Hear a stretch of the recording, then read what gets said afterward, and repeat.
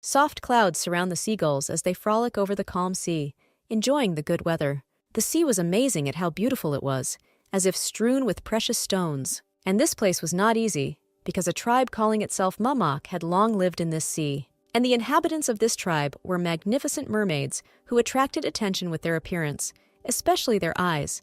But they did not like the human race and constantly attempted to rob them. Since the mermaids possessed magic, they considered themselves the rulers of the sea and did not allow people who were deprived of magic to approach it.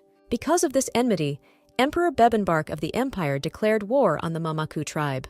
After the end of a long war, a truce was concluded, and one girl was sent from Mamak to the Empire as a guarantor of the agreement.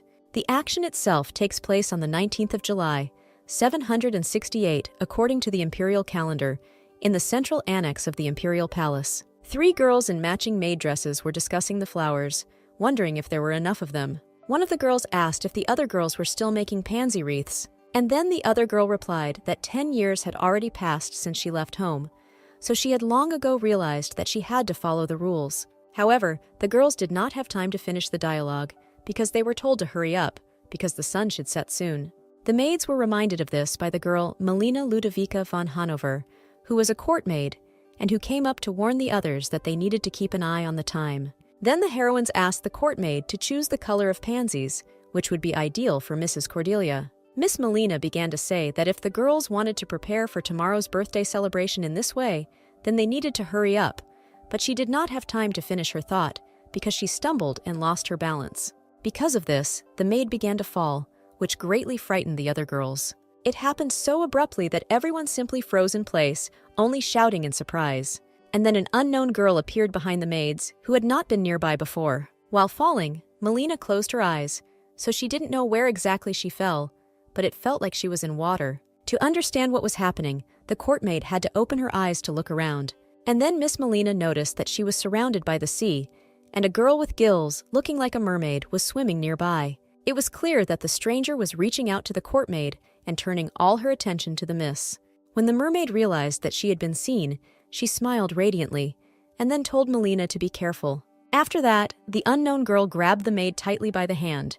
In the end, both girls were able to emerge from the sea, and everything was fine with them, so there were no troubles. The maids immediately rushed to Miss, asking her if she was okay, because they were still scared for her life.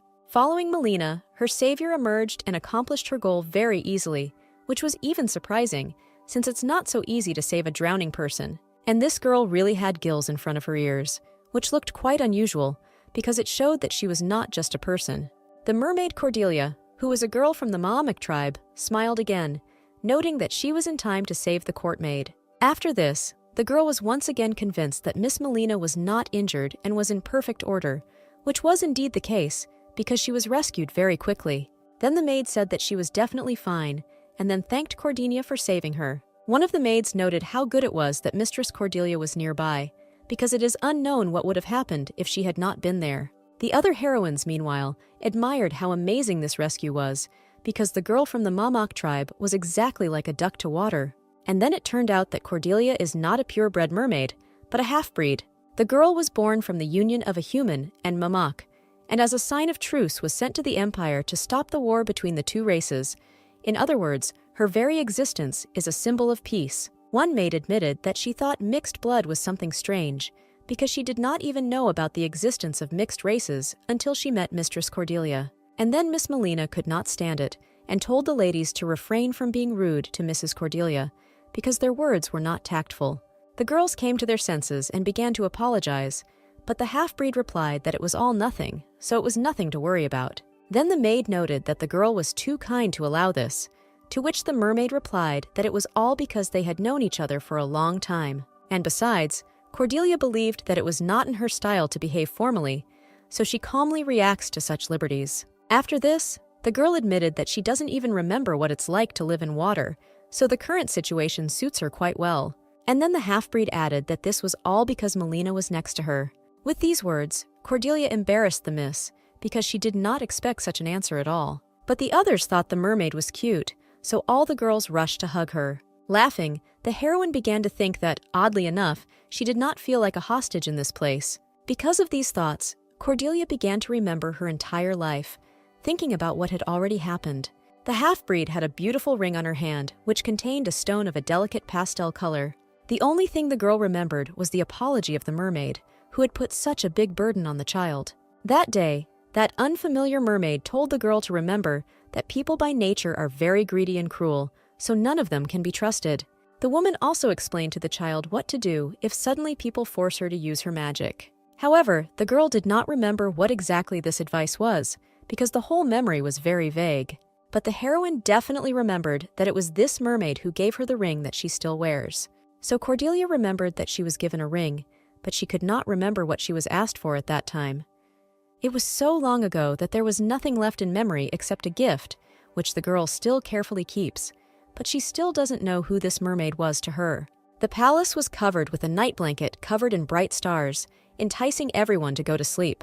The time was already late, however. The light in the room continued to burn, which means someone was still awake. And the girls who were not sleeping were discussing that tomorrow, Mrs. Cordelia would become quite an adult. The mermaid was surrounded by maids, who asked her what kind of cake she would like to eat, wondering that it must be caramel milk with nuts, because tomorrow will be a special day. And then the girl exclaimed enthusiastically that very soon she would be 18 years old, and it was clear how much she was looking forward to this moment. But she still told the others that they were attaching too much importance. But this question only made the girls talk about the fact that Cordelia had become quite an adult, so this should definitely be celebrated, because it seems like just yesterday the half-breed was a little girl. The heroine was asked what she would like to receive for her birthday, and she replied that the girls had already done too much for her. The mermaid explained that it was a gift for her, that she was living a prosperous life as a simple guarantor, and that such a luxurious mansion was built right in the middle of the imperial palace. So the lady decided that she had no right to ask for more, because she liked the way she lived. These words touched the others, because they were very pleased that the girl said such words. And then the heroine's conversations were interrupted by Miss, who reminded them that it was too late, and Mrs. Cordelia needed to rest. And then everyone began to worry, because they had completely forgotten about time, having stopped keeping track of it. After that, everyone wished the mermaid good night and sweet dreams and began to leave, giving the heroine a rest. The girl politely said goodbye to everyone with a smile, remaining in the room alone with herself and her thoughts. The lady continued to remember her past, thinking that when she first came to this place, everything seemed so unfamiliar. Then the heroine found herself among strangers, in a place where everything was also unusual and incomprehensible for her. However, despite her fears, all people were kind to her, so thanks to them, she quickly adapted during these 10 years. Lying in bed, the mermaid thought that she was coping quite well with such a life, because not everyone could get used to such changes. And then the girl's thoughts were interrupted by some sounds coming from the street. So the heroine jumped up from her seat, wondering whether it was the sound of the wind or something else. To find out the truth, Cordelia had to get out of bed and go to the window to see everything with her own eyes. The girl had already begun to stretch out her hand to hang the curtains and look out the window. However, she did not have time to do this, because a young man flew out of the window at her and shouted that the girl was clearly not waiting for him. It was Tobias Oleg von Bebenbark, who was the Emperor of Bebenbark, and he came to congratulate the girl first.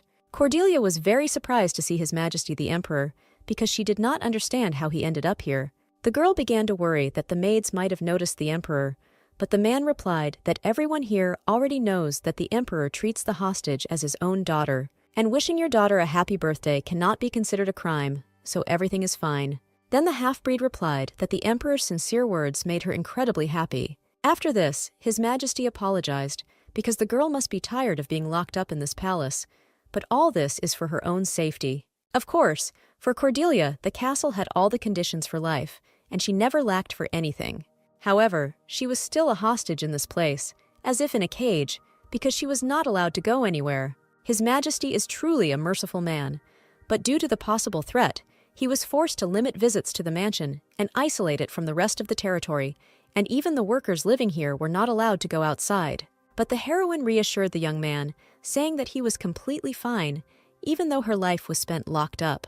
But in this place, there are people who accept her, despite the fact that she has the blood of the Mamuk tribe flowing in her, so she understands that the Emperor simply had no other choice, because if this is her role, then she will do everything to play it in the best possible way. Then, His Majesty noted that the girl was very sweet, and then asked what she would like to receive as a gift, to which the heroine replied that she considered anything received from him to be a gift. The emperor foresaw this answer from Cordelia, so he prepared the gift in advance. His Majesty noted that the girl would definitely like this gift, and then opened the red box that he brought with him. He began to take out a gift from the box, while the heroine waited with bated breath to see what it would be. And finally, the young man showed a gift, which was a dagger that was created especially for the heroine. The blade has such a sharp blade that it can pierce anything. Cordelia was surprised, because this was the first time she had received such a gift, and no one had given her anything like this before. Meanwhile, the clock beat its rhythm, and it was clear that a little more, and the girl's birthday would come. The emperor said that he was very happy, because the heroine liked his gift. After his words, the clock struck exactly 12, which means that Cordelia turned 18 years old. Then Tobias turned to the girl, and then asked her if she knew how long he had been waiting for this moment. And then something happened that the half-breed could not have expected, because His Majesty stabbed her with a dagger, which he had previously called a gift for the girl. The emperor not only stabbed the girl, but also cut out her heart, which he was currently holding in his hands. The young man was happy, saying that he was finally able to get what he had wanted for so long. Cordelia could not believe that His Majesty killed her, even though it seemed to her that everyone was treating her well. The girl remembered the moment when she ran to the emperor when she was little. Then Tobias stretched out his hands to her, and she was happy, playing with him. His Majesty also smiled then, calling the heroine his dear Cordelia. Therefore, the half-breed could not understand why His Majesty did this to her, because he had always been so kind. And then a memory again appeared before the girl's eyes, where an unknown mermaid says something to her and gives her a ring. At that moment, the heroine noticed that the stone on the ring began to glow, attracting attention. She remembered that the mermaid had said that people would try with all their might to hurt her. And people will do this because Cordelia is the pearl of this ring, which the stranger gave. Then the heroine remembered how she looked at this ring, realizing that people would want to break this pearl, but she would not allow it.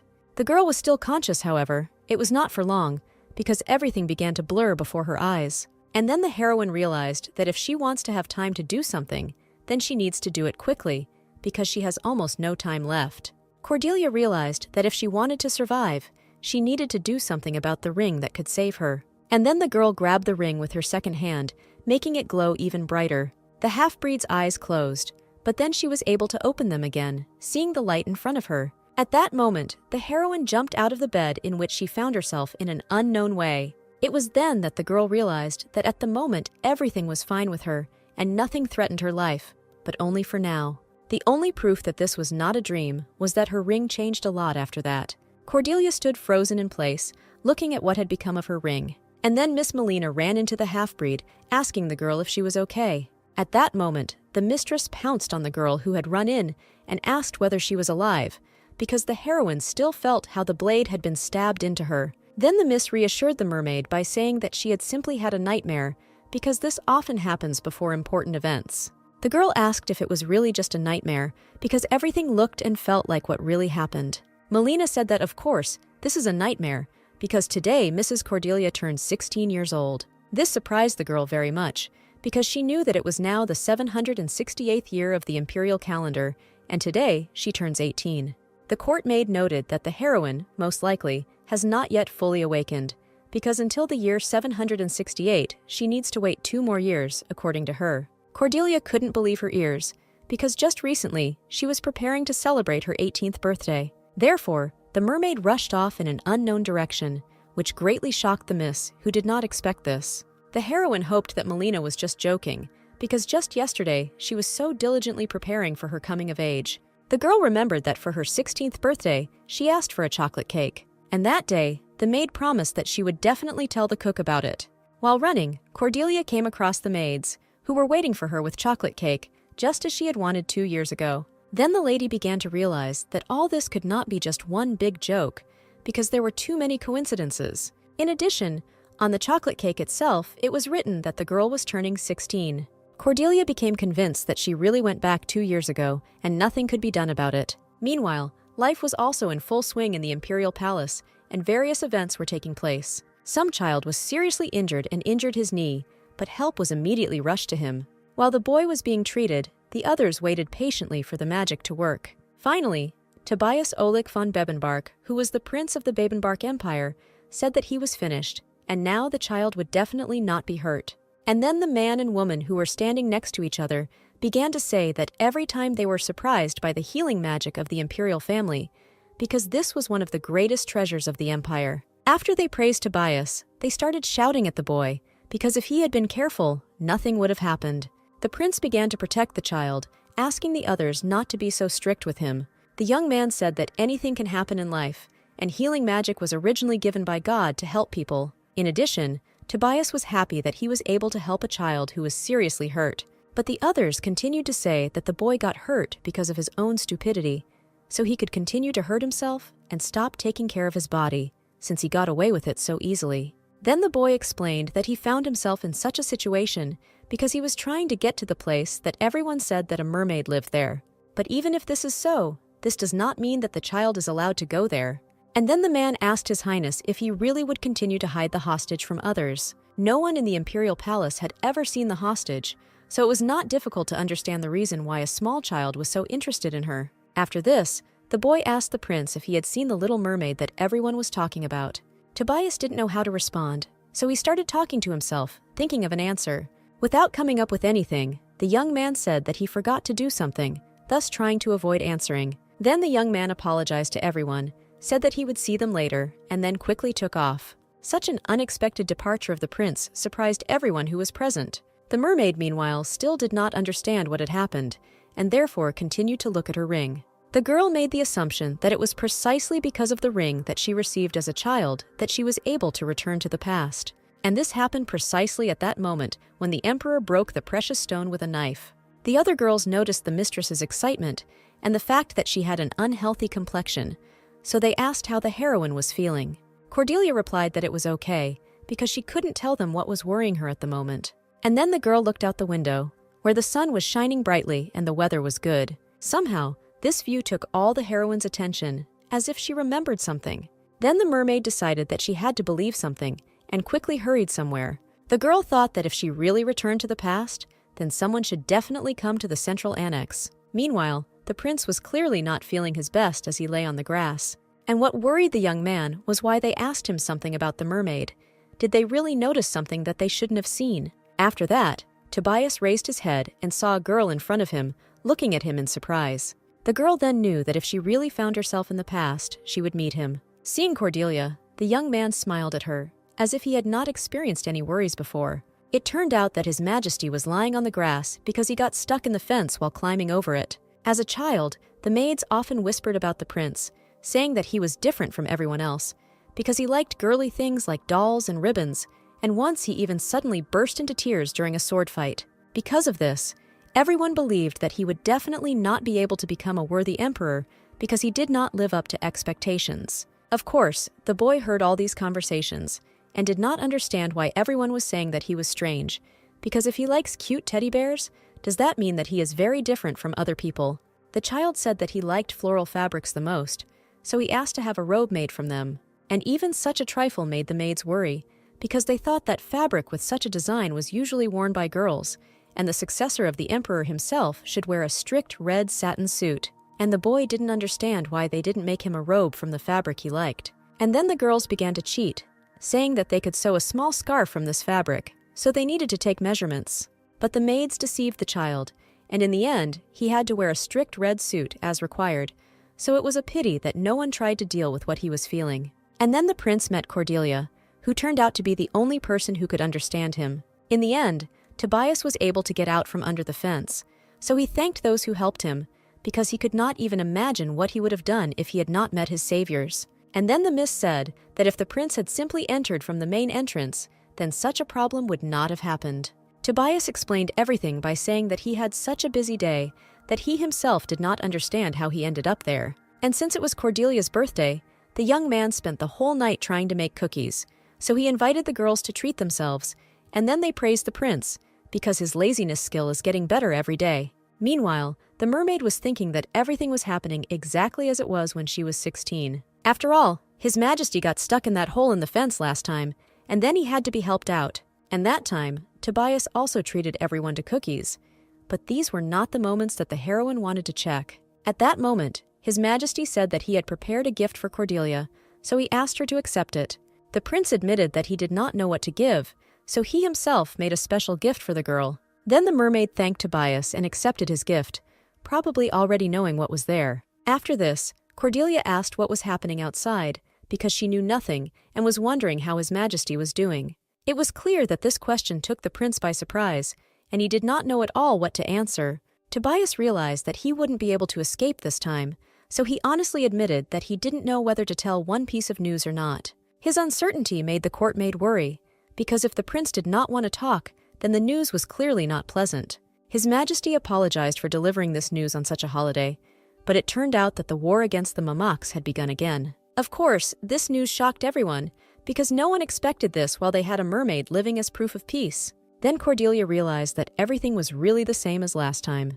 Around the same time, in the summer of 766, another war broke out, which occurred due to the fact that the Mamaki invaded the human world of their own free will. The prince explained that the Mamaki were the first to break the treaty and plunder a seaside village near the islands. During this incident, there were many victims, even old people and children, and Tobias did not understand that such a thing could happen because people did nothing wrong.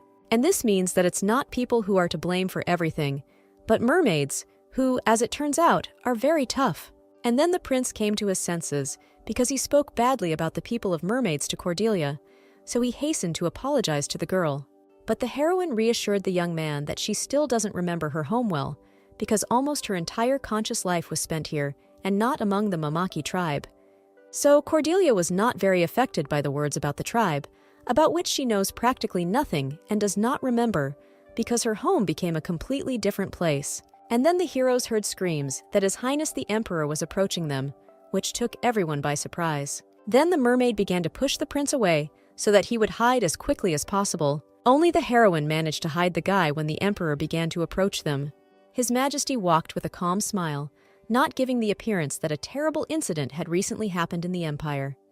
The girls immediately greeted the emperor with all honors as expected. His Highness asked how the heroines were in the mood, and then added that since it was Cordelia's birthday, he came to personally congratulate her. The emperor noted that he was very glad that every year the mermaid became more and more beautiful and mature. But the girl already knew His Majesty's true desires, so this time he would not be able to bribe her with his insincere kindness. The fact that the Second War began only means that the peace treaty with the Mamak tribe was destroyed, so it is strange that after that the man kept her in the castle for another 2 years. The emperor asked if there was anything that Cordelia would like to receive as a gift, to which she replied as usual that it was a gift for her that His Majesty was so kind to her. Then the young man asked the heroine to stop talking like that, while he himself stroked her on the head. This gesture once again reminded the mermaid of how the emperor treated her on her 18th birthday, and then the girl said that she had just thought, and, it seems, remembered one thing that she would like to receive as a gift. This interested the man, because the mermaid had never asked him for anything, so he asked her to quickly say what she wanted. And then Cordelia said that if His Majesty allowed, she really wanted to go outside, beyond the boundaries of this mansion. To which the emperor replied that he had already said many times that it was very dangerous for a mermaid outside, so you shouldn't forget about it. But the girl continued to insist that she had been in this house for so long that she no longer thought that she could stay locked up for another year. Then the emperor replied that the heroine was still too young, but when she became old enough, then the man would let her out. So the girl realized that this would never happen, because His Majesty was not going to let her out from the very beginning, because as soon as she became an adult, the man stuck a knife in her. And so Cordelia's tears began to flow as she asked the emperor if she really should be locked up until she came of age. And then the mermaid began to get really hysterical and started screaming that she was so tired and that she would rather die than continue to sit here and do nothing. But all this was feigned, because the heroine understood that this was the only way to convince His Highness to do as she wanted. Cordelia knew that if this worked, she could change her future, so now there was no choice but to test it and take a chance. The heroine continued to cry bitterly, pretending that she felt very bad because she could not go outside. Of course, His Majesty the Emperor did not expect such behavior from the mermaid, who never asked for anything and behaved quietly and submissively. This behavior of the heroine was not part of the plans of the Emperor, who thought that she, as usual, would be grateful for the kind attitude towards her and would not ask for anything more. The girl, meanwhile, waited for a reaction from His Majesty, continuing to hope that he would give her what she wanted. And then the Emperor said that it seemed that Cordelia was very lonely. These were clearly not the words the mermaid expected to hear after her performance. The man apologized for the fact that during this time, he never understood what the heroine was hiding in her heart, and no matter how much he wanted to fulfill her desire, but now he cannot afford it. And then His Highness informed the mermaid that, unfortunately, the war against the Mamaks had begun again. Therefore, because of the war, there will be people outside who hate the girl and will reproach her for being a half-breed. Because of this, the man cannot let the young mistress go to people because it is too risky. Then the heroine admitted that she continues to live in ignorance, not knowing anything that is happening outside, and this upsets her. His Majesty asked the mermaid to try to understand him and his thoughts. All this time, the Emperor held Cordelia's hand, supposedly trying to cheer up the heroine. His Majesty gave the mermaid a promise that he would try to end the war as soon as possible, and until then, she would have to be patient and wait. After this whole situation, the two maids walked towards the tall bushes, as if trying to find something or someone. Looking into the plants, the girls began to talk about how they could go out now, since the Emperor had just left the mansion. And then a guy crawled out of the bushes, whom the mermaid had hidden there so that he would not catch the eye of His Majesty. After that, the young man looked at Cordelia and Melina,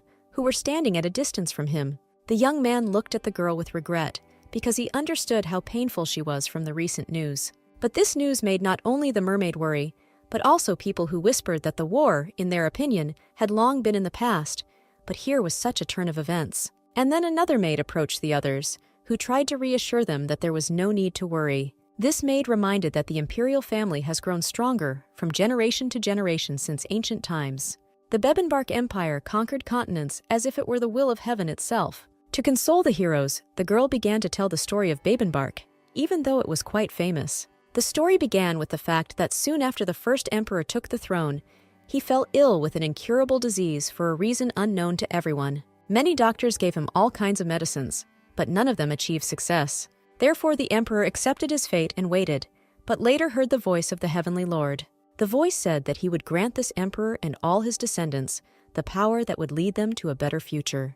And after that, a real miracle happened, because the first emperor somehow miraculously recovered, as if he had not been sick. Moreover, the emperor himself mastered the magic of healing, although people were not born with magical abilities. Therefore, people stopped considering him a man and decided that he was a real deity. Everyone was surprised that the first emperor had magical ability, so no one questioned his rule. But the story does not end there, because the power granted to the imperial family did not disappear anywhere. Superpower, like power, was passed down from generation to generation. The power of the heavenly Lord is passed on to the heirs, which is a real blessing. And everyone on the continent heard this story, and His Majesty also became one of the most powerful emperors of all times. One of the maids concluded that the current emperor managed to step over 1,000 people, meaning people 50 years ago.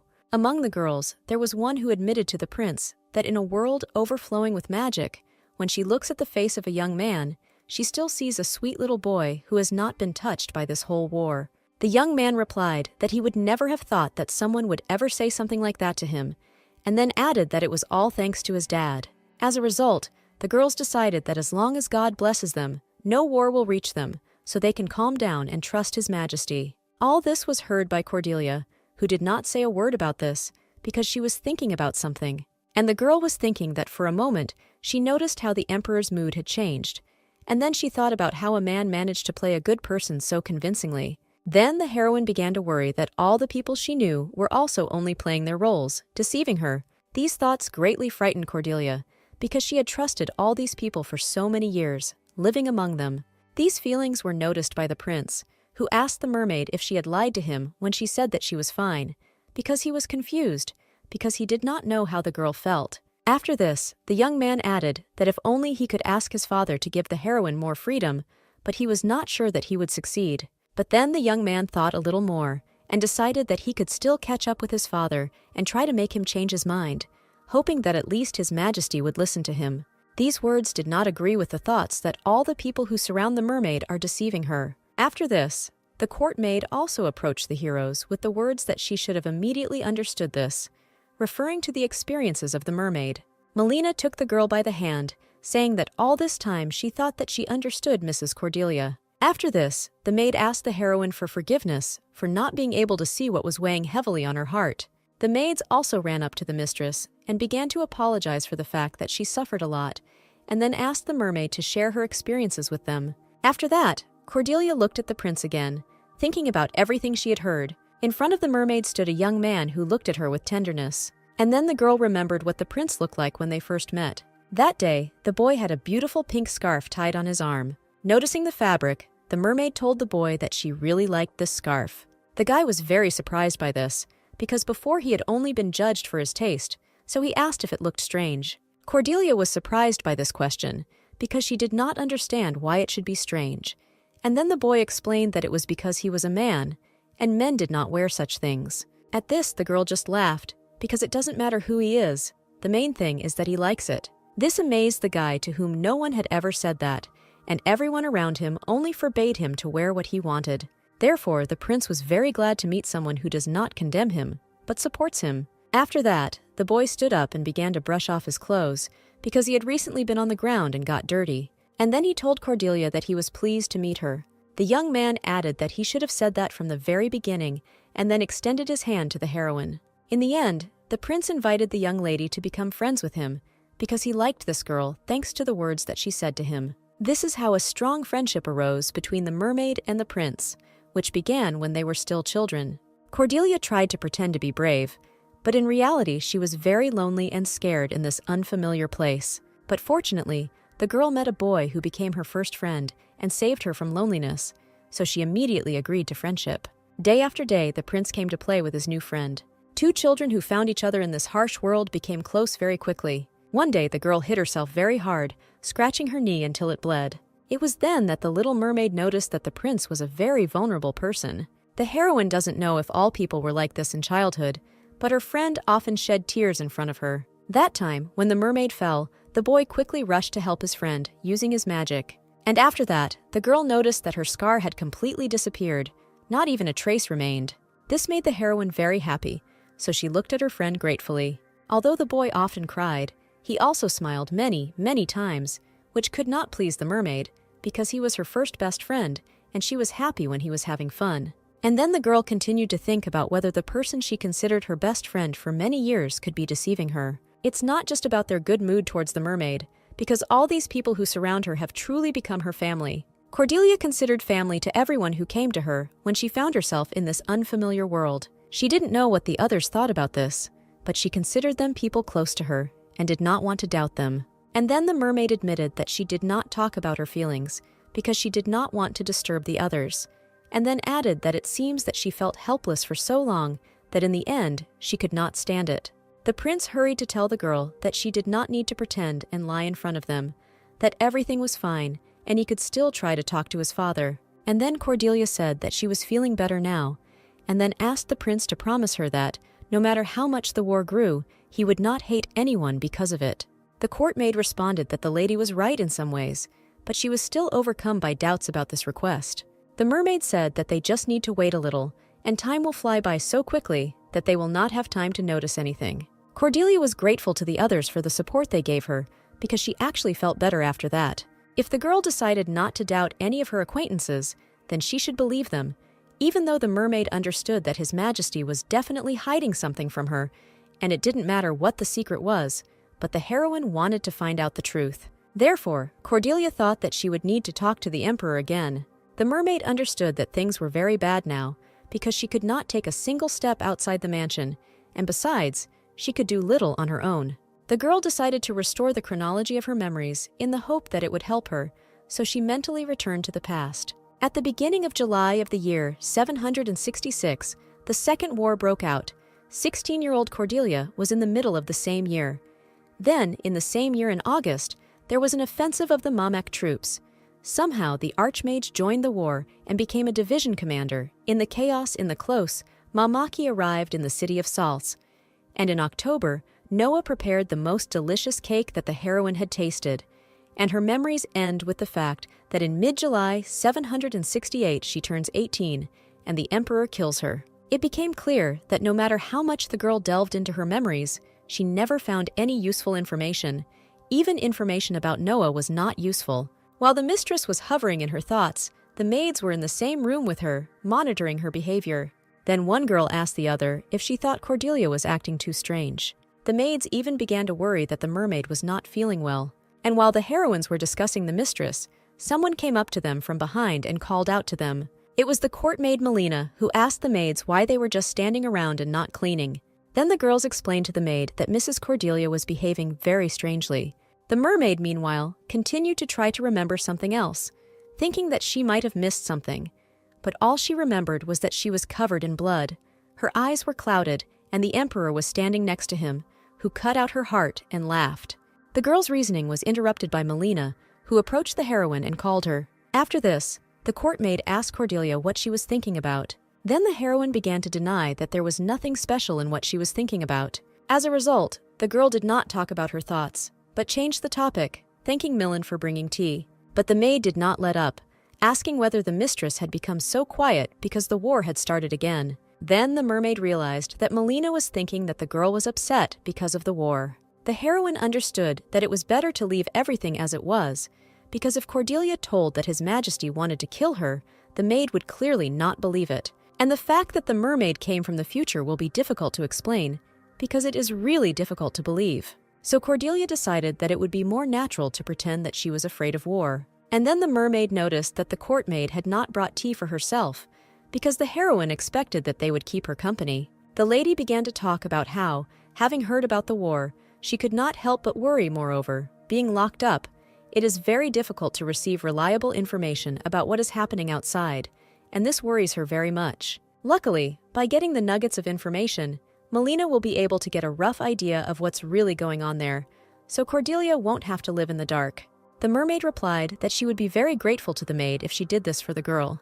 And then Melina noticed something about Cordelia that shocked her, making her even scream. It turned out that the maid's attention was attracted by the mermaid's ring, which had clearly undergone changes. Then the girl began to wriggle out, saying that she had dropped her ring in the room when she was rushing here, and then the stone broke. Melina suggested that the ring could be repaired, because it was the only thing the mermaid brought from her homeland.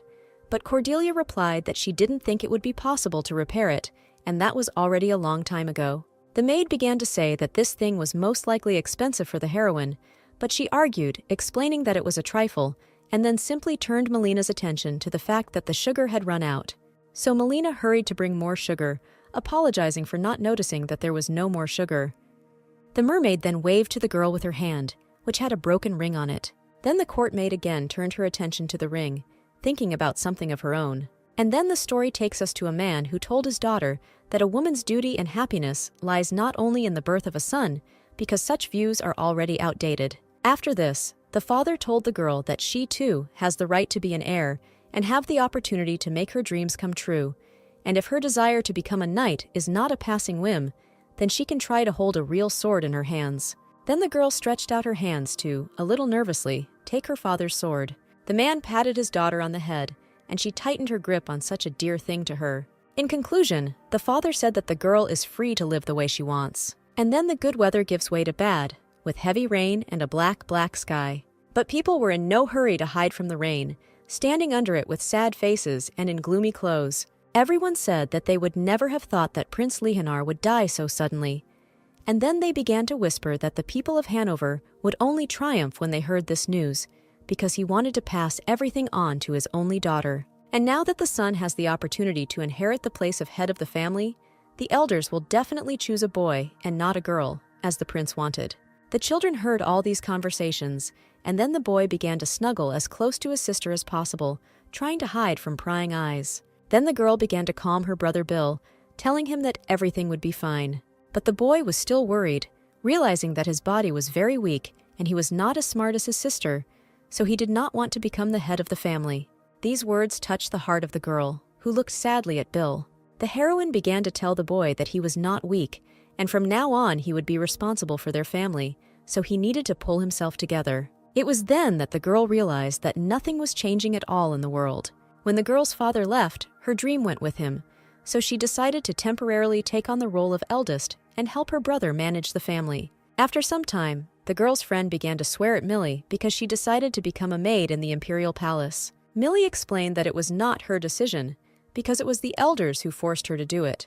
If a girl works in the imperial palace, she will be able to get married safely, and all this for the sake of her family. This means that Millie will no longer attend fencing classes. And then the heroine said that she is engaged in fencing only thanks to her father, but now he is gone. Unfortunately, in the eyes of the elders, a woman with a sword is ugly, so she will not be able to do what she wants. The girl understands that no one cares about her opinion anymore, because now she is forced to do everything as the elders say. After listening to all this, the boy could barely keep himself from crying, because he saw how difficult his girlfriend's situation was. Millie noticed that her friend was sad, and he explained this by saying that even the teacher praises the heroine because she is very talented.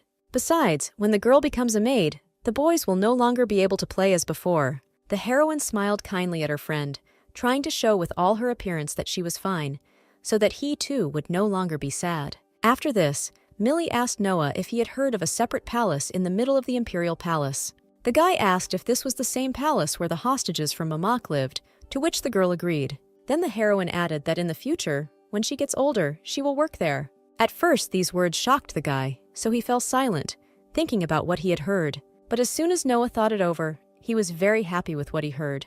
The young man promised that then he would also go there often to play with his girlfriend every day. But the girl laughed at this, because if he came without permission, they would drive him away. We move back to the present, where the maids were checking the food one more time to make sure everything was in place. While Melina was counting bags and boxes of provisions, she became very tired and even began to yawn. The maid noticed this and asked if everything was okay with the court maid, because it was clear that she had practically no strength. And then Melina began to apologize, because, in her opinion, she looks terrible due to the fact that she hasn't been getting enough sleep lately. And then the girls saw a mermaid running towards them with all her might. Cordelia knew that the groceries arrived today, so she came to help the others sort them out. The girl named Thorn replied that they could handle it themselves, so it wasn't worth it. But the mermaid replied that she couldn't just play and do nothing while the others were working. After that, the girl approached the bags and asked if they should be moved to the basement. Melina started telling Cordelia to put the groceries back because the maid couldn't let her do the housework, even though she wanted to help. Then the maid noted that the mermaid was constantly trying to do something to help the others. And the reason for this is because everyone in this place works so hard and Cordelia feels very lonely, and so she spends time with the others. Without the people around the mermaid, the place in which she lives seems not her home at all. So the girl also wants to be useful to those whom she considers her family. These words reminded the maid of the first time she met Cordelia, who offered to be her friend. Because of these memories and the mermaid's words, Melina began to think about something. And after that, the girl turned to the mistress, attracting her attention to herself. As soon as Cordelia looked at the maid, she told the mermaid that she was not changing at all. And after that, the mistress told Melina that she, too, constantly tries to do everything herself and keeps everything to herself. But the maid argued with her, saying that it was her job, and then asked the mermaid if she could then bring the bag inside. And then one of the maids noticed something on the ground and looked at this object in surprise. It was a pearl that fell from nowhere, and then the girl hurried to pick it up. The pearl was almost in the maid's hand. There was very little left to lift it. However, the girl did not have time to take this thing, because Melina suddenly grabbed it, scaring the others. When the court maid noticed the fear in the maid's eyes, she began to apologize, trying to calm the girl down.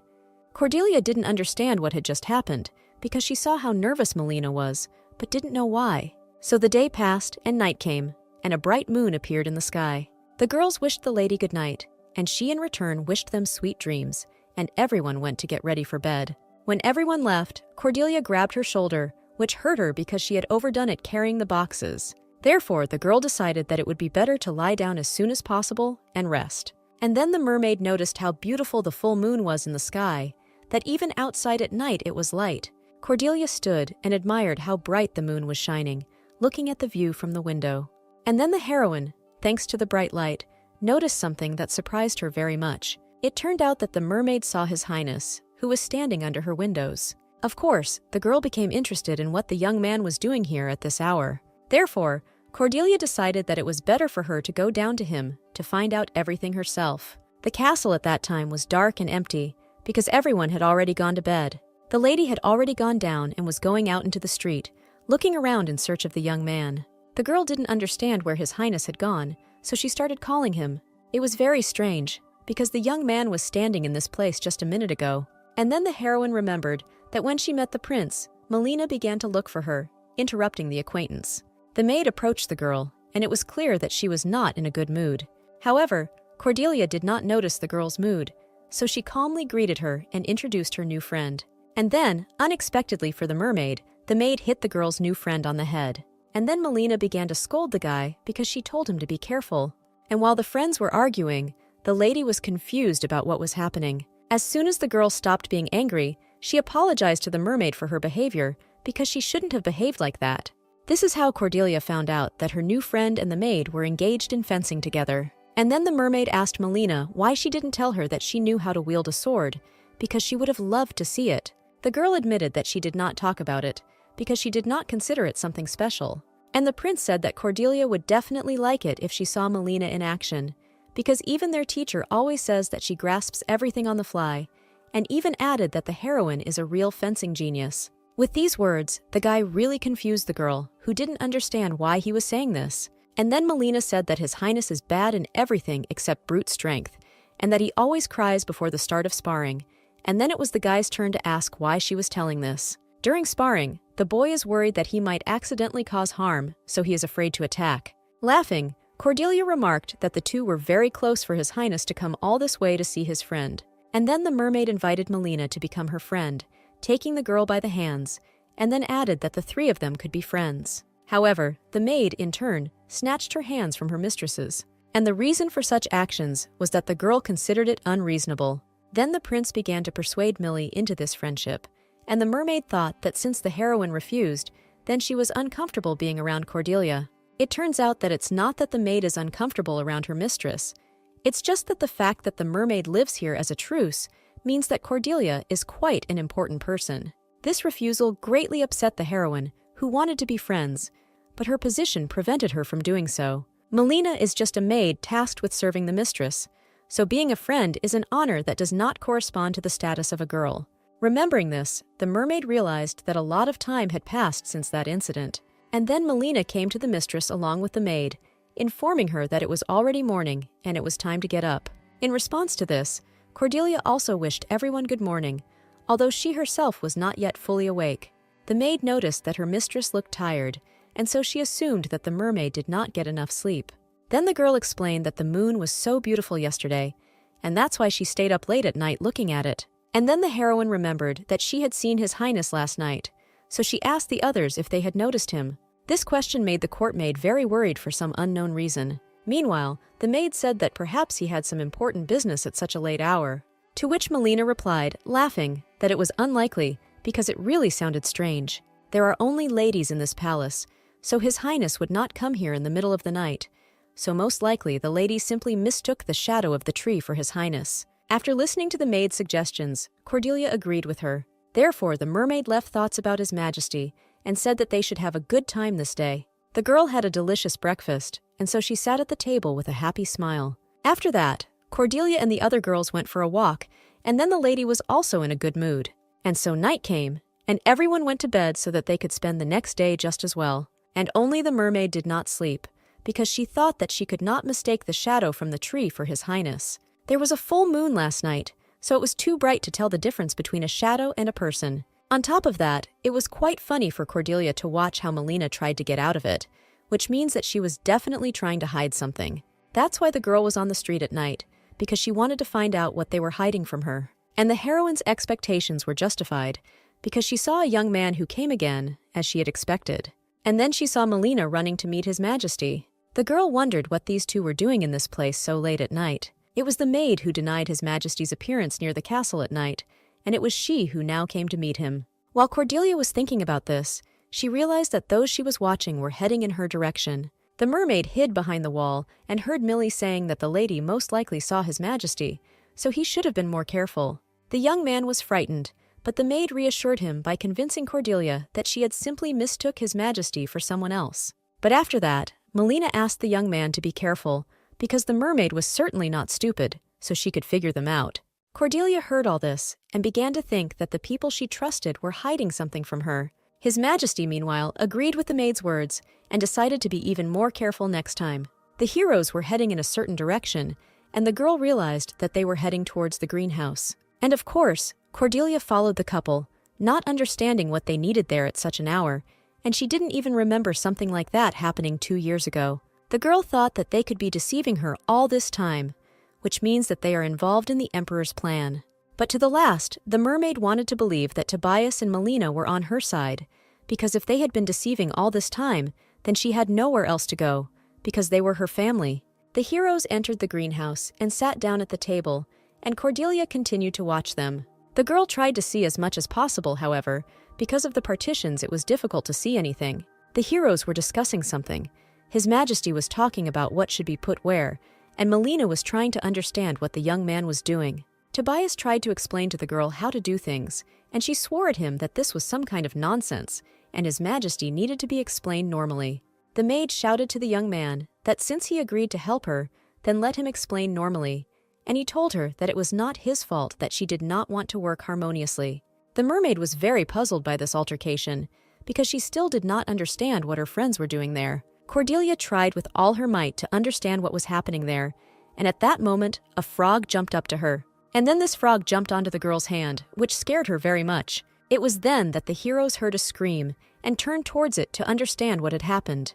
As a result, the mermaid was found, so they asked her what she was doing here, to which the girl replied that she was just taking a walk. After this, Cordelia asked her friends a counter-question, because they were also in this place for some unknown reason. Then the heroes realized that they had been caught red-handed, so they would have to explain themselves. Friends showed the mermaid a very beautiful bracelet, which the girl really liked. This is how Cordelia found out that they were only hiding a pearl bracelet from her and not something serious. His Majesty said that Melina did most of it herself, and he was only there to tell her what to do. And then Cordelia noticed that the guy made a wonderful teacher from what she heard. However, the mermaid still did not understand why the heroes did this secretly from her.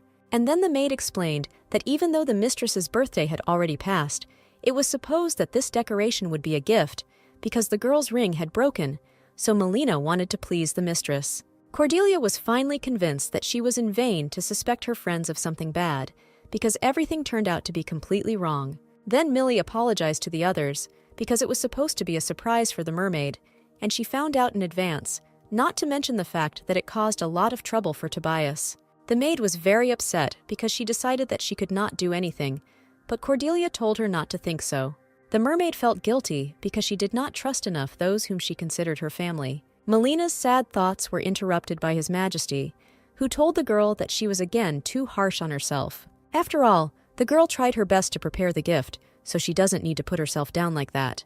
Cordelia agreed with Tobias's words, because no matter how it went, the girl was still very grateful, because the maid had prepared a gift because she was thinking about her friend. And such care was very important for the half-breed, so she would gladly accept the gift. With these words, the mermaid managed to embarrass her maid, so that she even stopped saying offensive things to herself.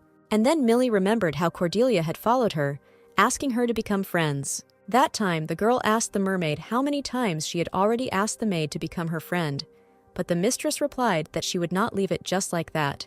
Cordelia did not like the fact that the reason for refusing friendship was that she was an important person. However, Millie was simply worried about what the other servants would think if she became mistress's friend. And then the mermaid asked the girl what she wanted, without thinking about others, because what she wants is much more important than what others think about her. The mistress told the maid that she wanted to know how the girl really felt. Because of these words, Melina remembered how she approached her father with a request to learn fencing. After this, the girl began to argue that this was probably prohibited, because it would be unpleasant for people to watch the girl swing the blade. Then the heroine was very worried, because it was clear that she really wanted to learn fencing, but was afraid of the opinions of others. And that time the father supported his daughter's desire, saying why not. The man said the words that what you want is much more important than what others think of you. Cordelia reminded the maid of these words, convincing the girl to think about herself first. The mermaid said that she liked Millie. She liked how kind and honest she was, so she once again invited her to become friends. And this time the girl already agreed, but on the condition that no one would know about it. Remembering this moment, Melina became very emotional, so she stopped worrying about the fact that her surprise was revealed. Therefore, the maid thanked her mistress, because she had been told so many pleasant words. And then Cordelia noticed that there was no need to call her madam, because at the moment, there was no one else with them, so they could communicate at ease. Suddenly, Millie remembered the letter that she was going to give to the mermaid tomorrow morning, but it was better for the girl to read it now. It turned out that the maid's uncle wrote a short report about what is happening now in the war. Melina's uncle serves in the strategic forces of the Imperial fleet, so he can give a general idea of what is happening, which he did at the request of his niece, which made Cordelia very happy, because perhaps she would learn something useful. From the letter, The heroes learned that although the uncle did not have the right to disclose specific details, he could say that the current situation was much worse than before the truce. Marmacs are completely different from people, and spells make them practically indestructible, and only steel and fire can harm them. And although people try to use these things for greater efficiency, due to their incredible ability to regenerate, they constantly only have to retreat. Despite the difficulties that have arisen, the uncle vows to do everything possible for the good of the empire and the future of his beloved niece. It turned out that things were going much worse than expected, because mermaids are much stronger than people. Melina paid attention to the vulnerabilities of mermaids, which she did not even suspect, and then asked her friend if she had the same ones. However, Cordelia herself did not know. The prince suggested that this would not work, because mixed blood flows in the girl's veins. And although the heroine changes in water, however, she cannot use strength and breathe underwater. But it was not only this information that puzzled the heroes, because there was another paragraph that surprised them. It was not clear what was meant by extraordinary vitality. And then His Majesty admitted that he had heard the commander's conversation with his father, and according to his words, the Marmac's bodies are stronger and more resilient than people. The young man overheard this dialogue inadvertently. However, he definitely heard that when people are wounded in the head or organs, such as the heart, they die, but the mermaids remain alive. And it turns out that Marmacs are immortal, since they cannot be killed in such ways. Although this is not exactly immortality, even with a pierced heart, mermaids are able to move for some time. And if this fact is true, then it is not surprising why the battle is so difficult for humans. These words made Cordelia remember everything that happened to her on her 18th birthday. These memories are so difficult for the girl that she simply grabbed her heart and sat down silently, and her friends, noticing this, tried to understand what was happening to the heroine. Then the mermaid realized that by taking out her heart, they were not trying to kill her at all, but the emperor simply wanted to get her heart. After this, Cordelia asked Melina if she could ask her for a favor. And it all started with the fact that 4 days ago, Millie asked His Majesty to teach her how to make bracelets. The young man agreed to help the girl, saying that she could rely on him. But the young man did not understand why his girlfriend wanted to make a bracelet if the ring was broken and something could be made to replace it. In response to this, His Majesty saw a gloomy look from his girlfriend. And after that, the girl said that she couldn't believe her own ears, and the young man was probably mocking him. After all, it is the prince who should give such things to the mermaid, and not her. And then she asked her friend how long he was going to continue to cherish one-sided love, and whether he really intended to remain silent about his feelings until the end of his days. It was clear how awkward the guy was to talk about this topic, that he even blushed all over. Meanwhile, the girl continued to scold her friend because he decided to shelve the confession, which made her very angry. Melina believed that since the prince and Cordelia had been in close contact for many years, it was time to try to take the first step, and not stand and watch while the other took his beloved away right from under his nose. And no matter how shy the guy was, he understood that his girlfriend was right, because he didn't want to remain a stranger to the girl forever, so this time he needed to gather his courage and confess. The prince even visited the largest jewelry store on the continent to buy a precious stone. The young man told the seller that he was looking for a gem that the young lady would like, and the stone should be the perfect shape to be inlaid into a ring, and it should probably have a bluish tint, reminiscent of the sea. After listening to all the wishes, the man replied that he had an excellent option. After this, the seller ordered his assistant to bring the sample he had brought in the morning. The man at this time told the prince that he would never have thought that His Highness would become interested in jewelry. The young man replied that it was his first time in such a place, and he was somewhat nervous. Then the seller said that His Highness would soon get used to it, just like his father, and then added that the jewel he was going to show was so rare that only the cream of society had seen it, so this stone would be ideal for the prince. The young man noted that he and the seller seemed to have completely different views. The seller also emphasized that their store guarantees complete confidentiality for customers. While the heroes were conducting a dialogue, the assistant nevertheless brought this jewel, which the man grabbed so much. The box contained the latest new product of unparalleled quality, which had just recently arrived at the warehouse. And then the prince learned that it was not a gem at all, but the eye of Marmok. The young man was shocked that he was given the eye of a mermaid. And the man continued to insist that it was amazing beauty. The eye shone beautifully, and this sample arrived this morning, so it is definitely fresh. However, His Highness continued to hope that this was just a joke. The seller, in turn, added that the optic nerve was removed without a single mistake, so the stone is literally perfect. When the young man realized that there really was a real eye in front of him, he felt unwell. The guy explained his reaction to the seller by saying that he had eaten too much for breakfast, although he himself was trying to comprehend the fact that in front of him was Marmok's real eye. And then the young man had to pretend that he was delighted with what he saw.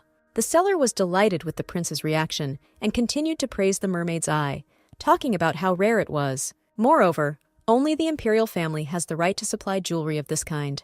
Thus, His Majesty learned that his family owned the right to supply. Crush gains eyes through the emperor's favor, so that the prince learns about the business he will inherit in the future. The high priest condemns such actions, so they are using illegal means, and recently the supply of jewelry is in full swing. The seller added that it is fortunate that such evil creatures can serve to benefit people, so for business, war is a real blessing. Meanwhile, the mermaid saw that a lot of food had arrived again today, so Cordelia decided to move a few before Melina noticed. However, the bag turned out to be too heavy, so the girl began to fall backwards.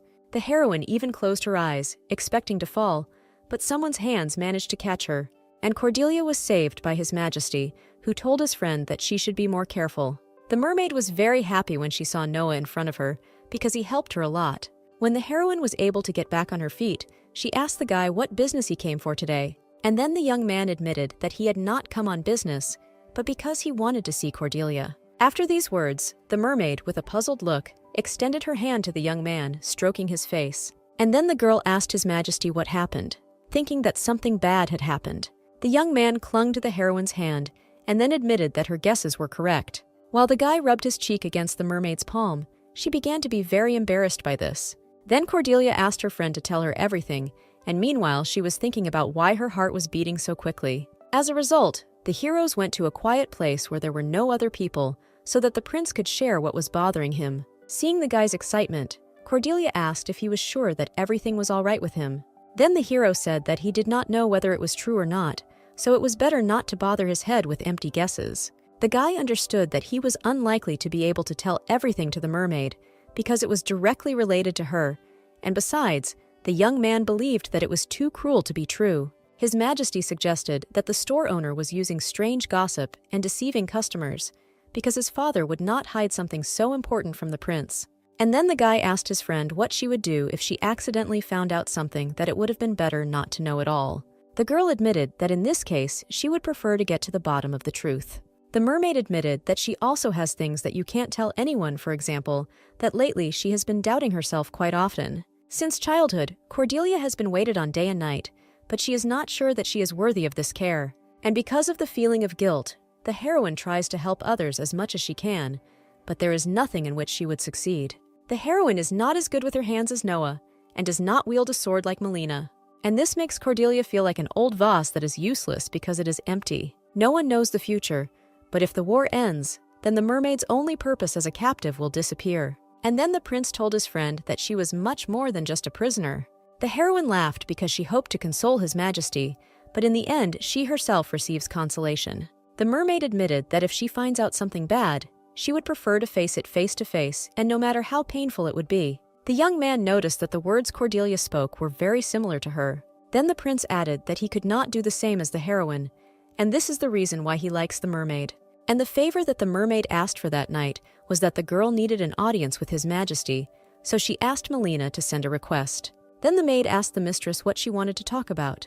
The girl did not confess directly, saying that there was something that needed to be discussed. The next day, the emperor asked his son how long he planned to keep him waiting, since the prince would soon turn 18, and no one asked to take personal part in the war. The emperor explained that he only wanted his son to better understand battle tactics. The prince admitted that he was unlikely to be able to give orders with such skills, so he would rather become a burden at headquarters. The man noted that he does not expect participation from the young man, because he only needs to observe and gain experience. But the prince was sure that if he got to the front line, he would do more harm than good. Not to mention, this is a battlefield, so sending an unprepared person just like that could be dangerous. The young man himself will not be able to help, and using the best knights to protect him would be stupid. The emperor noted that his son would in no way respect the principle of using power. These words hit the guy right in the back, because he did not expect such words. The man saw the war as a great opportunity to gain experience in combat, but the prince did not support his views, so his father called him a coward. And then the young man asked the emperor what he thought about this war. The father asked his son why such a question suddenly, because it was unexpected. Then the guy replied that he considered the useless bloodshed, which had been going on for more than a decade, terrible. The young man believed that no one would benefit from constantly killing each other, so it is not clear why this took so long. After this, the prince asked his father if he was hiding something from him. The man replied that only a monster thirsty for blood would enjoy war. But while the mermaids continued to attack their lands and rob their people, it is the emperor's duty to protect his subjects. Even if the goal is only to care for the innocent, it will not be possible to abandon the war. The guy agreed with his father's words, thinking that the emperor could not do something so terrible. And then a maid approached the father and son, who brought the cake, saying that the prince asked her for it. Then the man asked how he should understand it, and the guy replied that he made it himself so that they could enjoy it together while talking. The young man asked the emperor to try this cake, because this time it turned out to be quite good. But instead of enjoying the cake, the man angrily slammed the table. And then the father asked his son how many more times should he repeat that a man should not be in the kitchen. This was not the reaction the prince expected to a cake into which a lot of effort had been invested. The emperor ordered the cake to be taken away, and then added that this was the reason why the crown prince lacked the courage to step onto the battlefield. The man said that today everyone is getting on his nerves. The emperor's thoughts were occupied with why Cordelia would ask for a meeting. The girl, meanwhile, was thinking about the information she received last night. She remembered the words that her weakness was due to the fact that she was half human, and for the same reason, she was probably unable to use magic. And then the mermaid decided to check whether she really did not own any magic, because she had never tried to find out. While Cordelia ordered the book to take off into the air and flutter like a butterfly, Melina came into her room, having seen all this. An awkward silence arose between the girls, because the maid saw something she shouldn't have seen. After this, the mermaid immediately rushed to justify herself that it was not what it seemed, even though everything was clear to the girl. Millie wanted to leave so as not to disturb her mistress, however, she stopped her, saying that she wanted to explain everything. The maid shared her thoughts that it was too early for Cordelia to worry about magical powers, and the lady seemed to need to understand how magic works, for example, to read a bunch of spells in order for something to happen. Having tried, the girl began to shout out different phrases, however, nothing worked. Then Melina explained that magic works a little differently, and not as the heroine imagines. For example, Noah doesn't cast spells when he uses his powers. The mistress agreed with the maid, and then decided that she would ask a friend for help when they met. But Millie replied that this would be of little use. And then the girl suggested to the mermaid that she should ask His Majesty for advice, because he would soon arrive at the castle. Cordelia decided that she would do so, because she didn't really have a choice. Although the mermaid seemed to be ready to meet the emperor, apparently, the fear deep inside had not gone away. Melina said that they were very lucky, because the emperor had free time in his schedule, and otherwise it would have been very difficult to get an audience in the near future. And then the girls heard some screams that someone had thrown too much wood on the fire. It seems that something happened in the kitchen, so the maid hurried to investigate, and at this time the mermaid will need to prepare to meet His Majesty. Thus, the heroine was left alone with her fears, but she understood that today she would have a chance to talk about everything with the emperor, so she needed to pull herself together. After some time, shouts were heard from the street that His Majesty, the ruler of the empire, had arrived. Approaching the castle doors, the man ordered his guards to remain outside. The mermaid immediately hurried to meet the emperor, telling him that she was looking forward to their meeting. Then His Majesty admitted that he was very surprised by the unexpected request in the audience, and it seemed that this was happening for the first time. In that case, the emperor will be quite interested to hear what Miss Cordelia has to say. His Majesty confidently said that he was ready to listen to what the heroine wanted to tell him. It was quite easy for the girl to arrange a meeting with the emperor, but now, when Miss stood in front of His Majesty, her heart began to sink and her hands trembled. Although the emperor looks young and innocent, there is an insidious snake hiding under this comfortable mask. It was easy for a man to lead a child like Cordelia by the nose for the last 10 years, but the girl could not compete with the emperor's many years of experience. Finally, the heroine was able to reveal the deceitful nature of His Majesty. It was painful for Cordelia to realize that she had been deceived for such a long time, and even standing face to face with the man, the mermaid did not understand what thoughts he was hiding behind his smile, and this made it even worse. The heroine began her speech by saying that she had a lot of time to think, but in the end she could not calm down her desires, so she asked His Majesty for a meeting. The man was interested in the words that Cordelia had certain desires. The mermaid, meanwhile, was thinking about how creepy His Majesty was, However, she was as angry as she was scared. It must have been funny for the man to watch how the child swallowed all his lies without questioning a single word. Having gathered her strength, the heroine began to say that she was already mature enough to step outside the palace, but the emperor once again said that now was not quite the right time for this. The girl thanked His Majesty for his concern, but she noted that this situation looked strange because the truce had been broken, so the girl no longer had a reason to stay in this place. Besides, if Cordelia does not go into the water, then no one will guess that she is Marmac. People in the palace, despite the fact that they know the mermaid's secret, still treat the heroine as part of the family. Then the man replied that this was a serious misconception, because the actions of the servants were not a reflection of their kindness. It is only because these people are properly trained that Cordelia can live in comfort, even though she is a prisoner. Then the mermaid admitted that this was the first time she had heard about something like this, and all because the servants were given an order, so they were forbidden to show any hostility or hatred towards the guest. Speaking of this, His Majesty came closer and closer to the girl.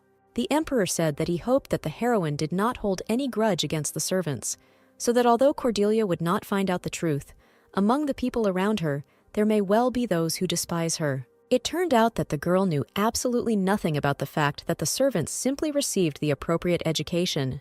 The mermaid considered all the servants to be her family, and they only followed certain instructions. And now His Majesty is tormented by curiosity about what the girl is going to do when she leaves the palace. The man asked Cordelia to imagine what life would be like when she came out. After all, even if the mermaid leaves this place, all problems cannot be solved, and the girl does not even know how to distinguish between currencies or read a map.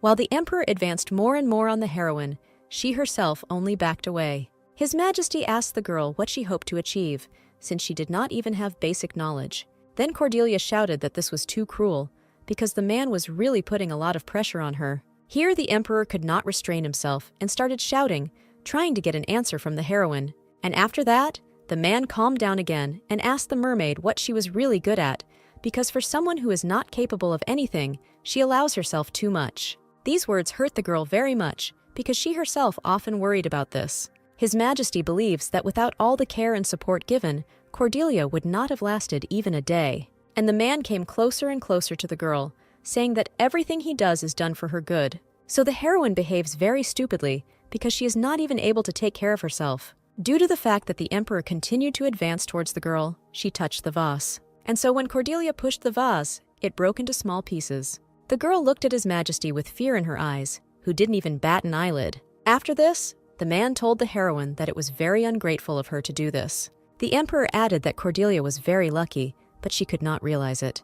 And then the heroine realized that she didn't even have anything to object to, because the man was absolutely right. At that moment, the mermaid remembered her dialogue with the prince, when she told him that she couldn't do anything. Then the girl wanted to console her friend, but everything turned out quite the opposite. Cordelia thought that she was completely useless, and the man only confirmed her thoughts. And from that moment, the girl's attention was attracted by a piece of glass that lay near her hand. At that moment, the heroine grabbed this fragment, holding it tightly. The mermaid told the emperor that he was the only one who knew nothing. The girl may not have had a chance to meet the outside world, but there is one thing she is sure of. And as Cordelia said these words, she smiled widely and brought the shard to herself. The emperor, in complete shock, asked the girl what she had just said. And then the heroine repeated her words that her heart is what His Majesty longs for. What luck that the only thing the girl knew turned out to be the most important for the emperor. The man did not understand how Cordelia found out about this, because it was his secret.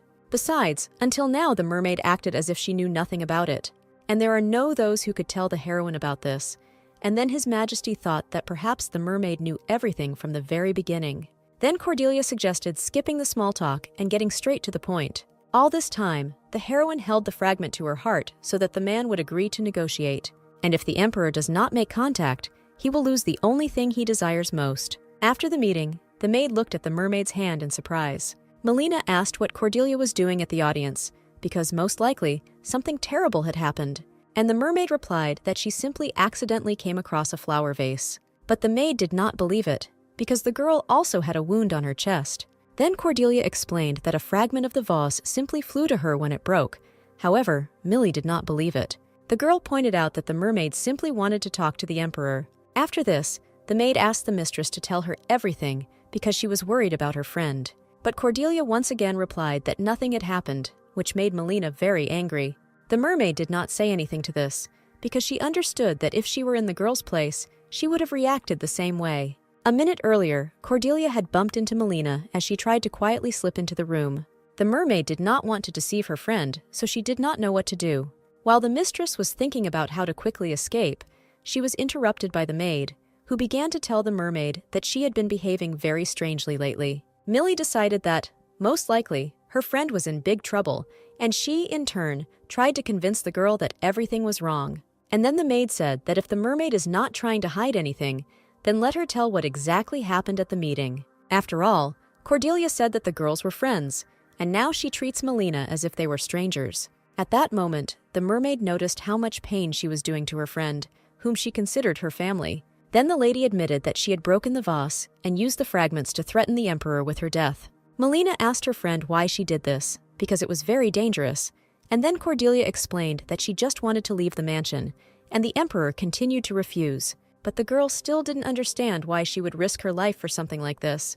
But the mermaid replied that she was only pretending. And after that, the maid asked the mistress to promise her that she would not do this again. But in the end, Cordelia was able to convince His Majesty, so she will soon go to the battlefield. At the meeting itself, it seemed to the emperor that the girl was serious, even though until that moment it seemed to him that she was an innocent puppy. The man did not show that he was worried, saying that these were all just strange rumors. After this, His Majesty asked the mermaid to lower the fragment first, and then apologized for his rudeness. The man hoped that convincing the child would be as easy as shelling pears, because Cordelia was only 16. However, the heroine said that she would think about it when she left here, so everything turned out to be not so simple. It was not clear to the emperor where the mermaid was rushing, because she had nowhere to go. After this, His Majesty suggested that the girl start by visiting local tourist attractions, and he might even issue a special permit. Cordelia decided that the man was joking if he wanted to let her go so far for the sake of attractions. This took the emperor by surprise, who did not understand what the mermaid wanted. And then the girl remembered the words of the maids that after the First War, the empire did not have enough resources and people, so now all the young men and many women were being taken to war. Therefore, the heroine told His Majesty that she wanted to go to the front line, because at least she would be of some use there. For a man, these words seemed like ordinary nonsense, but Cordelia knew that women were also conscripted, so she stood her ground. The emperor made it clear that he would not allow this to happen, and then was surprised that, of all the possible places, the heroine chose the front. And the mermaid said that this was an ideal place for her, because even someone so useless could be useful there. This desire of the girl did not please His Majesty, because he was worried that she might get hurt. In addition, the heroine could contact the mermaids and return back to the sea, which was not part of the man's plans. And then Cordelia said that she promised to return in 2 years, which already interested His Majesty. And so the emperor asked why the girl should return, since she was so eager to leave the castle. The mermaid explained that this was all because she would turn 18 then. If the heroine does not make it to the ceremony, she will not be considered an adult, so she will have to return anyway. The man decided that since Cordelia wants to return to adulthood, then she does not know about the most important part, which plays into his hands. Then the emperor replied that his heart was relieved that the girl wanted to return, so he promised to consider her request. Outwardly, the mermaid showed her joy, pretending that she completely trusted the man. But inside, the heroine rejoiced, because His Majesty fell into her trap, which is what she wanted. Cordelia understood that the main thing for the emperor was the desire to get her heart in 2 years, but he did not even think that the girl would be able to survive after this. The girl pretended to be grateful, saying that the man had finally realized what it was like for her. All he had to do was pretend that the mermaid had not betrayed the emperor's purpose, and he let his guard down. Cordelia may be weak, but she never wants to accept the death that His Majesty has prepared for her. There was excitement in the castle. All the maids were shouting that they needed to hurry up and finish cleaning. And then one of the maids began to wonder how it took the 3 of them to cope with such a volume of work for so long. But the second maid answered her that there was no point in thinking about such trifles. That's because Cordelia is leaving the mansion soon, so the maids won't have to do all that work anymore. However, the girls were wondering what happened, because the mermaid leaves too early. It seemed to everyone that this day would come much later, because the heroine was only 16 years old. Besides, no one warned the maids about this in advance, so now they have to hurry. But it was still strange for the girls that throughout the entire time the mistress was locked in this place, and suddenly she was allowed to leave. However, in the end, the maids decided that it did not matter, because they would finally be able to leave this mansion. The girls worked for 8 whole years, and 2 days later they were fired, so excellent compensation awaits them. One of the maids already imagined that the money she earned would be enough to pay off debts, buy land, and build a house. And the other girls, in turn, said that it was better for the maid not to talk too much for her own good. And then the heroines remembered what happened to them in childhood, when they were punished if they said something unnecessary. Therefore, the maids decided to focus on what was needed right now, because very soon they would be free. The girls, as soon as they leave here, will finally be able to take a look at what has changed during this time. Then the maids will be able to buy themselves a lot of different clothes and delicious food. And then one of the girls said that she was already starting to miss her job. Shvitka, that was the name of this maid, remembered how she first saw Cordelia and got to know her. Meanwhile, the mermaid's friends gathered to say goodbye to her, and No even bought cookies for this. However, the prince was offended by the girl, because she told him everything at the last moment, which upset the guy. It seemed surprising to the young man that his father had agreed to this, so he wondered what his girlfriend had done to convince the emperor. And while Cordelia was thinking about the answer, Millie made it clear with one glance that the prince should not know the truth.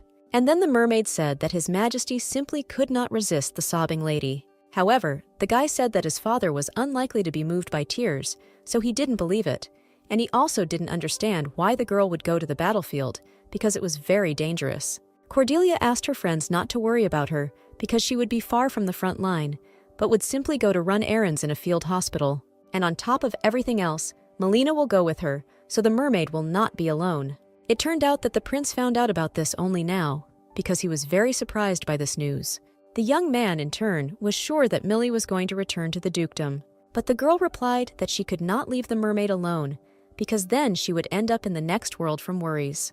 And then the young man realized that since his girlfriends were leaving, he would be left completely alone in this place. After this, the young man asked Cordelia if she would miss her new home. All the workers will be fired, so the palace will remain completely empty because it was built specifically for the mermaid. The girl admitted that, of course, she would be sad without the maids, but she could not get the thought out of her head that they were simply so prepared and did not actually treat her well. Therefore, now the mermaid is worried that among the girls, there were those who were disgusted with her, and Cordelia would not even know about it. Then Melina understood why her friend behaved strangely in the presence of others. The girl explained that although the servants had to undergo strange training and remain locked up with the mistress, no one forced them to do so. Although the order was not an easy one, in return, they will receive so much money that it will be enough for a lifetime, and even a guaranteed benefit for old age. But even then, no one would risk taking on the job while being forced to live with someone they hated so much. In addition, Melina herself went through this training, and there was nothing like that. After this, the girl added that she would not speak for everyone, but she really liked the mermaid. Here the prince also added his words, saying that he also really liked Cordelia. This encouraged the heroine, who began to smile and thanked her friends for such words. And then the mermaid added that she also loved her 2 friends, making them smile too. Meanwhile, the emperor was pondering how impudently Cordelia had behaved, and then decided that it was not worth giving the girl reasons to act recklessly. His Majesty thought that for now the mermaid could continue to enjoy her success. Although the man would like to simply tie Cordelia's hands and feet, he cannot harm such a precious body. The emperor decided that he would return the mermaid as soon as possible, and until then he ordered the unknown to make sure that she did not do anything stupid. But this was not just a stranger, but Melina, Cordelia's friend, who was like family to the mermaid. The mermaid thought about the past again, remembering the moment when Noah asked her if she was on the side of the mermaids. The girl just didn't understand the question, and the prince explained that even though she was half human, she probably loved mermaids more. Then the young man asked whether the mermaid would want to return back when the war ended. Although Cordelia was too young to understand the meaning of the question, hearing the trembling in her friend's voice, fear pierced her heart. And then the heroine replied that of course she would not return back to the sea because she could not leave Noah alone. At that moment, the girl, without thinking at all, made a promise that she wasn't sure of, but she didn't know what else could be said in such a situation. Born from a biracial bond, Cordelia couldn't even answer the question of who she was. After all, it could have happened that the girl's memories would remain, and in the Azure Sea lived creatures loved by the heroine just as she now loves Noe and Melina. In this case, perhaps the mermaid would beg to return to her native abode. The heroine didn't understand who she was, and why she didn't remember anything, and she also didn't know what she would do if she was left alone. The girl felt as if there was no support under her feet, because she had nowhere to go and nothing to hold on to. Cordelia was wondering whether she was a human or a mermaid, but in the current situation, this was not the best topic for thought. At the moment, the heroine was running to help a man who had suffered due to the war. To save her, the heroine brought water and bandages, doing everything so quickly that others admired her. To all the compliments, the girl only replied that it was her job, and then hurried off to do something else. One of the girls praised Cordelia for making the job much easier thanks to her speed. A week had passed since the mermaid's arrival, and although it was difficult for her at first, she eventually realized that she could do a wonderful job. Even though the work in this place is simple, she is still praised because she tries very hard. So now the girl quickly took everything dirty with her and hurried to the laundry. Meanwhile, others admired how much energy the heroine had. In addition, there were rumors that Cordelia had come from the village, having traveled such a long distance to help. And the girl arrived not alone, but with a girl with blonde hair, so everyone said that her friends were very brave for volunteering. Indeed, Cordelia was helped by her good friend Melina, who decided to support the girl and go with her. The girls talked about how the hot water was running out again, and besides, they would still need firewood for heating. Now the girlfriends are in the castle, which is in the possession of Count Ernest, and this fortress plays an important strategic role. And all because this castle is located near the front line. After the start of the war, the coastal village came under attack, and the damage was colossal, and there were also many wounded and killed. Therefore, the Count accepted imperial soldiers into his castle and began to actively participate in hostilities. The mermaid thought that since this was the emergency department, it should be outside, but her friend explained to her that since the gates were open, there was no need for that. Millie had also heard that the command headquarters were set up next to the barracks on the front line, and Cordelia replied that they would most likely have a hard time in such a place. Speaking of which, the mermaid was washing her dirty laundry by hand, something she never did while she lived in the castle. The girl noted that the mermaid manages to do this better and better each time, praising her friend. Cordelia was glad that now she could do everything herself and help others, so she was happy that she was in such a place. And then the friend reminded the mermaid that she should not relax, because if someone finds out about her origin, she will be in trouble. But the heroine began to tell Millie not to escalate things, because everyone in this place is so kind that they definitely won't kill her.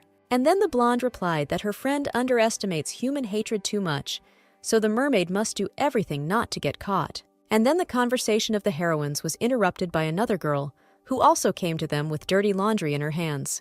This girl named Alice Meyer, who was a military nurse, told her friends that they had more linen that needed to be washed.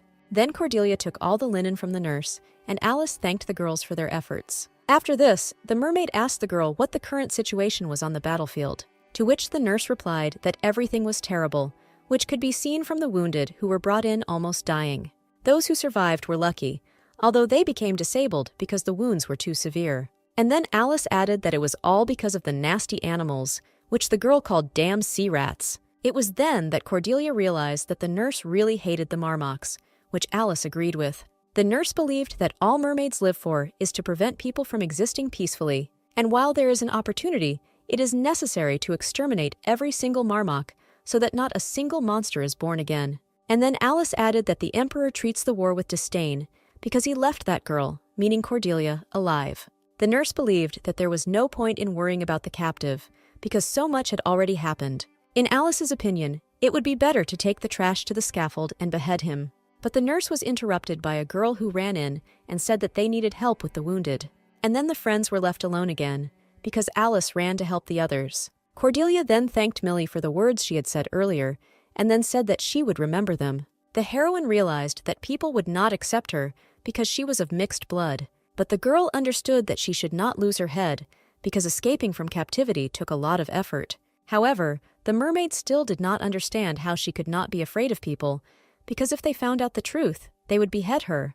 The Emperor was right that the anger of the people went beyond the bounds of reason. So it took Cordelia a lot of effort to pull herself together and remember her goal, because she is here to prevent her death in 2 years. First, you need to find out the reason why His Majesty worries the mermaid's heart so much. The girl was lucky that she heard the gossip of the maids, because that's how she learned about the search for volunteers. It was from the maids that Cordelia heard about the support squads, which are located away from the fighting. It was then that the mermaid realized that this was what she needed, because this way she would learn more about mermaids. And when Melina came in to call her friend to go wash, she, in turn, told herself that she needed to get ready. So Cordelia had to explain that she was just trying to motivate herself, so she wasn't doing anything weird.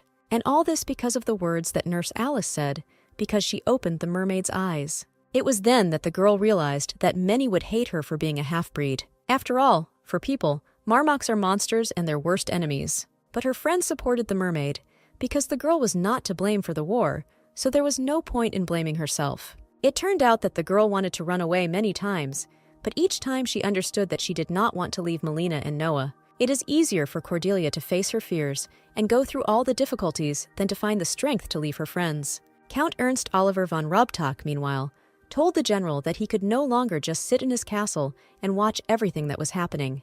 The count was worried that the homes and lives of his people were under threat, so he wanted to do something. To this, General of the Imperial Navy, Matthias Louis von Hanover replied that he understood the count's feelings, but still tried to calm him down. Matthias explained that the army had suffered heavy losses, so it was impossible to act rashly. However, Ernst was not satisfied with the general's inaction, so he blamed it all on idleness. Then Matthias noted that the count often began to allow himself to be rude. In addition, the enemy's tactics are strikingly different from those known from the last war. There are rumors that there has been a change in the enemy commander, and there is a possibility that he is human. Of course, the count was surprised that, according to the information received, they were fighting against a person. Due to the change in approach to combat, which lies in the new commander, attacks cost people much more seriously. So now solutions are being discussed to take some countermeasures. The general assured Count Ernst that soon people would finally be able to fight back against the mermaids. But it turned out that all this was a lie, because the headquarters barely found the motivation to continue fighting.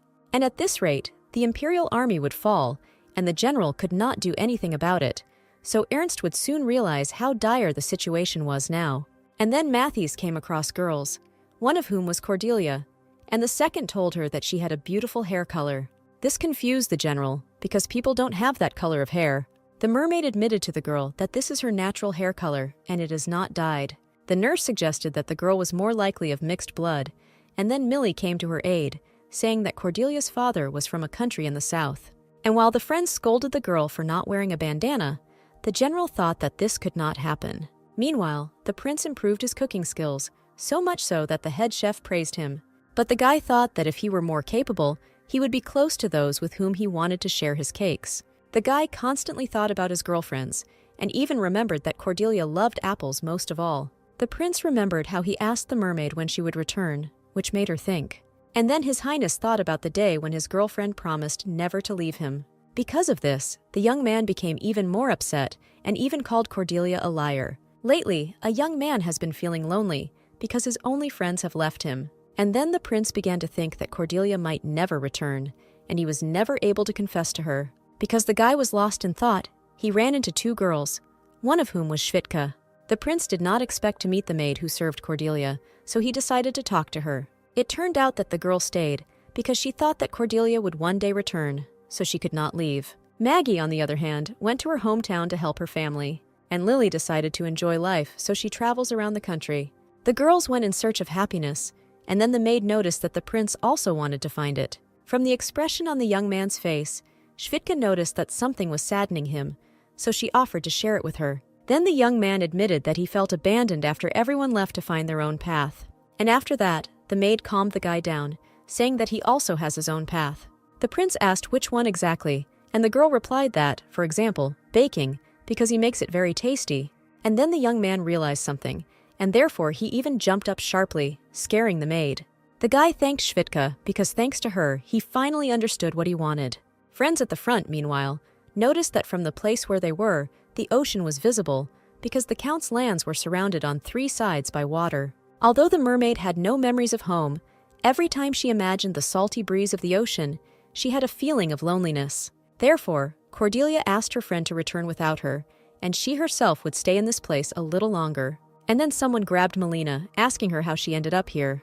The girl did not understand what was needed from her and who it was, because her face was not visible. As a result, the heroine began to defend herself, because this stranger should not have approached her. The man started screaming, and the girl kept trying to escape from his hands. But then the man ordered Melina to calm down, and then it dawned on her that it was her uncle. After that, the heroes decided to step aside and discuss everything, away from prying ears. It turned out that that time the general was surprised not by the color of Cordelia's hair, but by the fact that he saw his niece. The man asked why the girl was here, and she replied that this was an order from His Majesty. And although the general tried to find out more information, Millie could not tell him anything. After this, the heroine complained to her uncle that her brother had never written to her in these 8 years. And then the man suggested that her brother William was simply busy preparing for the inheritance. Melina agreed with this, because the elders could force the guy to go through a lot. The only thing the general could say was that the last time he saw William, he still wanted to meet his sister. And then the man remembered his meeting with his nephew, when he was busy writing another letter to his sister. Then the boy admitted to his uncle that he constantly writes to Millie, however, she never answers. Cordelia, left alone, admired her ring against the backdrop of the ocean. The girl decided that if she met the mermaid who gave her this ring, she would definitely ask her about everything. So the mermaid decided to treasure this ring like the apple of her eye, because it is very valuable.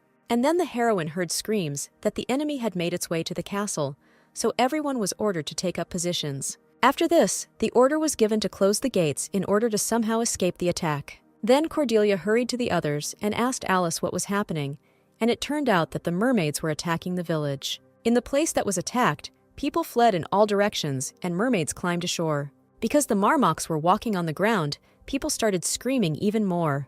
The mermaids themselves mocked how helpless people were. And then one of the mermaids said that they would definitely avenge their fallen comrades. The news of the attack reached Melina and her uncle, who promised that reinforcements would soon arrive. And then an assistant came running and handed the general a letter, which he began to read. And after reading it, Matthews ordered not to send reinforcements and leave everything as it is. The men began to talk about finding mermaids on land, which surprised Millie, because she didn't know that they could. It turned out that mermaids can turn their tails into human legs and remain in this state for half an hour. The Count heard this dialogue, and after that he said that defenseless people should not be left to their fate. Ernst called the general a coward and a fool, because he does not value human lives at all. The general tried to justify himself by saying that this was an order from headquarters, but the Count no longer listened to him. The Count had already sent people on a rescue mission, and the group included several soldiers, a medic, a couple of nurses, and a volunteer as an assistant. Having heard about the assistant, Melina realized that this was not good, because it could be Cordelia. Half an hour ago, the mermaid asked Miss Alice to allow the girl to join them, but the nurse replied that it was too dangerous. But Cordelia was able to persuade the girl, saying that if she was afraid for her life, she would not have come here. After this, the team went to the village of Salts, which was attacked. That same evening, the general approached the Count, asking him about the incident when Winkler was attacked, and then all the inhabitants were evacuated to the fortress. It was not clear to the man why the evacuation was carried out only among the residents of the attacked city, and there were no nearby villages and settlements. The Count explained that this was because the place was already crowded with people arriving from the city, and therefore the evacuation was not carried out for everyone. This is how the general realized that Ernst accepted refugees from Winkler only so that there would be a reason to ignore the rest. And then the Count said that if all the people were hidden, then there would be no one to fish. Half of the profits from Ernst's lands come from fishing, and therefore he did not save all the people. Cordelia, meanwhile, slept and dreamed of little Noah, who was crying because the wounds were too serious and he could not heal everyone. But the girl was woken up because the team was already close to the battlefield, so they had to get off the cart. When the heroine woke up, she forgot her dream, remembering only that there was a child there. One of the soldiers began to give orders to everyone, telling the medics to attend to the wounded, and if anyone met Marmac, they should not let him go alive. Cordelia was scared by what she saw, because many innocent people were killed. Alice, meanwhile, ordered the girl to find a safe place and move the wounded there. The soldiers were already able to find one survivor, and he was crying because he had lost his daughter. When she woke up, the heroine realized that she couldn't waste any more time, so she hurried to the well for water. And then the girl heard some noise from the building, and decided that since the mermaids had already left, they might be wounded. Cordelia was already ready to provide first aid, but instead of people, she saw a mermaid. However, there was not only a mermaid, but also a small child who was still alive. The heroine understood that she was powerless, but still ran to the child to save him. The girl remembered a time when she tried to use magic and summon fire. At that time, she decided that she had failed. But then a fire grew in the kitchen. And then Cordelia just wanted to save the child, but the fire suddenly appeared again. This is what helped the girl save the boy and escape with him. Then the soldiers ran there to catch this mermaid, which the heroine pointed out. Then everyone heard the mermaid being killed, so Cordelia began to calm the child down. It turned out that the fire appeared due to a spark that appeared from the stove, in which the coals were still smoldering. But the girl understood that it didn't look at all like the mermaid caught fire by accident. After this, the heroine began work again, because she understood that many innocents were suffering from pain at this moment. Alice reported that there were many more victims than just the wounded, and the bodies of the survivors were mutilated beyond recognition. One of the nurses started screaming that she didn't have enough fabric, so Cordelia tore a piece off her dress to help bandage the victim's leg. Then one of the soldiers noticed that the girl who was helping was very collected, calm and skillful. And then it turned out that not only the fabric, but also the medicines had run out.